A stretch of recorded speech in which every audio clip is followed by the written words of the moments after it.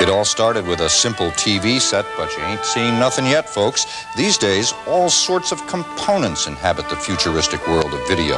There are monitors and tuner receivers, cassette recorders, and it's all a far cry from the days of the 5-inch screen and rabbit ears. Now, of course, the art of high video can be highly confusing to the untrained eye, so we've asked an expert to come and be with us and give us a clearer picture of what lies on the video horizon. He is Lancelot Braithwaite. He's technical editor of Video Magazine, and we do welcome you tonight, Mr. Braithwaite. First things first, why would someone want to go the component route for a video system rather than just buying a good old all-in-one, all-purpose TV set? What are the advantages? One, because there are many video sources today, including computers, video disc players, and VCRs. The second thing is that you can update your system one piece at a time. I see, so you don't have to just throw out the whole thing. The screen, if it's good, in order to get the sound part back on. That exactly. Kind of thing. All right, now let's talk next about the cost. If someone wanted to go this route, to go components instead of a TV set, how much could they expect to pay? Is there a range? Yes, you can get into the game for about just under $1,000, going up to about $2,500 for the basic system. This does not include the video disc player or the VCR. We're talking the view screen or monitor, the tuner, and a pair of speakers. That's a lot of money compared to what we pay for a TV set. You can get a very high-quality color TV set for $500, say. Well, the worst of these sets start in with quality about where the best of current TV sets leave off. Okay, let's talk about some of this equipment that we've got here tonight, and it was supplied for us, by the way, by an outfit called New York Video here in New York City, and we do want to thank them for sending us over this setup. First of all, the monitors. What are they, and what's the difference between them? There's the Proton. Yeah. This is a new set out of Taiwan. It's a 25-inch. It has a 19-inch brother. It retails at $1,050, and it's got a companion tuner we'll get to later. Okay. This is a Jensen 19-inch monitor. It has a bigger brother, 19-inch monitor, and this retails for just under $1,000. And this is a Mitsubishi 25-inch, which goes for just over $1,000. Okay. In other words, your view screen will cost you somewhere between, say, $750 and about $1,500 in the case of the 25-inch Jensen. I see.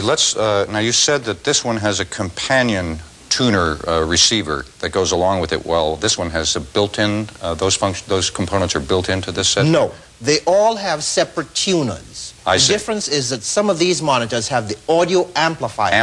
Okay. Built in. All right.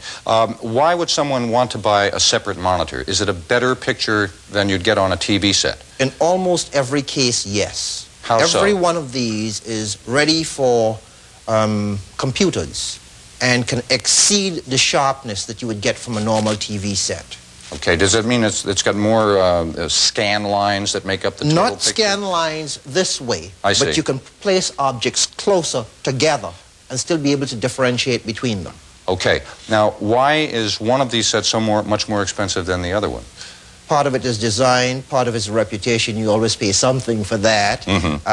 And part of it is flexibility. Different manufacturers choose different ways of configuring these component systems. Yeah. What would you say about the three sets that we have here, the three monitors? Are they representative of the range of quality and price that we could expect, or are there others that are more or less expensive? These actually represent three of the best available now. There are one or two other competitors, but all three of these are at the top of the list. Okay, very good. So we could maybe get one a little bit cheaper if you're willing to sacrifice some quality. You can. Okay, that's a monitor. And of course, if you got a smaller screen, I presume it would be less cost too. Is that correct? The cost doesn't seem to drop as fast as the screen size. Well, that's the way it is. Maybe it's that old marketing theory: you buy more of something, you get it for less per square inch or per unit cost. Okay, let's move on quickly to now the tuners that drive these things. Again, we have the Proton, the Mitsubishi, and the Jensen. And what's a tuner exactly? Is that where we tune in the signal and get it into the set? Okay. That's how you separate channel 2 from channel 4, etc. Okay. Let's take a short break here, Mr. Braithwaite, and come back and talk some more about the subject of the tuners and other parts of video component systems. So you stay with us, please.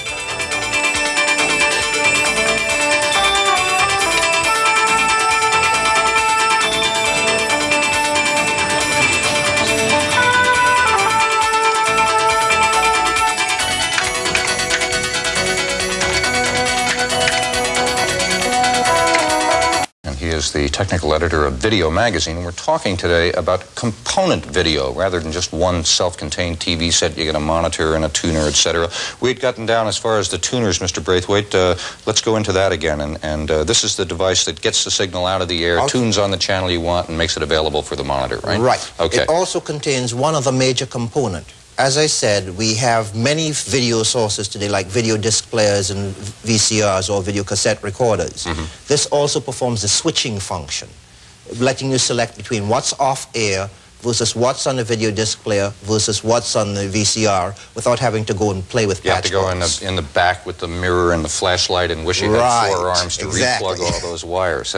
But these don't do any of the actual recording. That's a separate No, that's a separate unit. machine. Okay, we're going to get to that. One last thing we ought to mention is this is a typical remote magic control, wand. and like all advanced TV sets, you can change channels and in some cases select between the disc and the tape and what's off air or off cable. I see. It's sort of like in your sound system where you could switch between the tape recorder or the phonograph or the FM tuner. You can also like adjust the volume and completely turn off the sound with the mute button should you have to answer the phone or something like that. Okay. We have another machine over here. What is this, and how is it different from the tuners that we've just been looking at? The Jensen tuner is different in that it contains the audio amplifier instead of having the audio amplifier back in the monitor. Okay. The reason is a very simple reason. You cannot put a very high-powered amplifier in the same cabinet with a TV set. Big audio amplifiers require power supplies, and the power supplies can destroy the magnetic fields within the set and make the pictures colors go funny. The question which comes to mind is, can you interchange components? In most cases, yes. Because the audio amplifier is in the Jensen tuner rather than in the monitor, like the others, you might run into a problem if you tried to marry the Jensen tuner to one of the other sets. I see, yeah. However, the Jensen does have that wonderful feature of letting you have a higher powered amplifier. Yeah. But you could, for example, just on the equipment we have here, you could have the Proton monitor together with the Mitsubishi tuner. Right. Okay, that's good. Now, the last piece of equipment which would be in today's modern video component system would be the tape recorder. Right. And what kind do we have here? And what we have here is a Toshiba VS36. It is one of the new Beta Hi-Fi machines. Okay. Why Beta Hi-Fi? First of all, let's explain what that means. Right. What is beta? There are 2 major formats.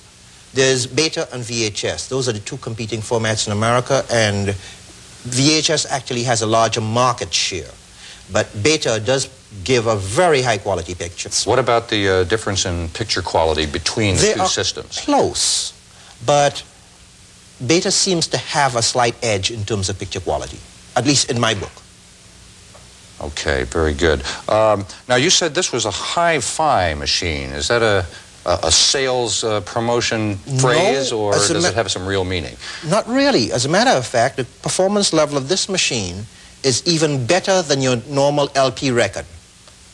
Better than the LP record? Better than the LP record. The audio quality? Yes. The only 2 things better than that are the new CD laser players that play those 4-inch silver-looking discs, and true digital audio, as might be found in the studio. All right. One final question about the monitors, once again, if we could. The way in which the picture is better on the monitors than it is on your TV set. Could you give us that once more? One of the major things is sharpness. The other major thing that makes them different is control. Yeah, and how do you get there? How you mean? How do you get the signal to be better? Well, since it's the same signal. Not really. VCRs have a low quality signal. Off air has a high quality signal. And if you're using one of today's very good computers, you can get a very, very high quality signal. Okay, very good. Even better than you can get off the air on broadcast. Okay, sir. Well, thank you very much. This is Lancelot Braithwaite of Video Magazine, and he's been explaining component video to us this morning. We do want to thank you for that, sir. Very interesting.